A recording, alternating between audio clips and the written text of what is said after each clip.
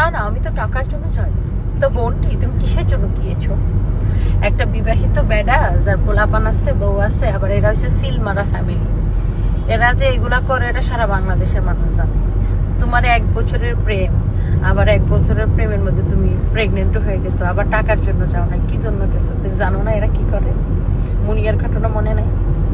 আচ্ছা ঠিক আছে বোন, যেহেতু যাই হয়েছে, তোমাকে আমি একটা ফ্রিতে বুদ্ধি দেওয়ার জন্য এই ভিডিওটা বানাচ্ছি। সেটা হচ্ছে তোমার দ্য ওয়ে অফ টকিং এত সুন্দর। বিশ্বাস করো বোন, তুমি লাইভ প্রেজেন্টার হলে এত ভালো করবা, এত ভালো করবা, এত ভালো করবা। তোমার এক্সপ্রেশন অ্যান্ড এভরিথিং খুব সুন্দর।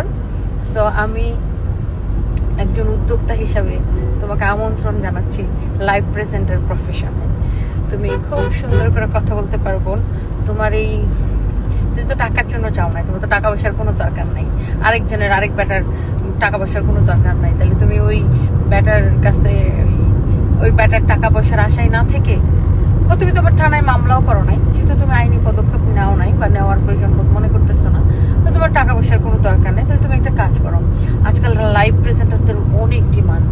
সো এটা একটা আর বাংলাদেশে এখন অনেক উদ্যোক্তা, সবাই তো নিজের লাইফ নিজে করতে পারে না। তো তুমি যে সুন্দর করে কথা বলো বোন। তোমার 1 বছর আগে একটা ইন্টারভিউ দেখছিলাম, সেখানে বলছিল তোমার ব্যাড বয়েজদেরকে তোমার অনেক ভালো লাগে। আমার বাজে ছেলে ভাল লাগে। I am into bad guys, so what can I do?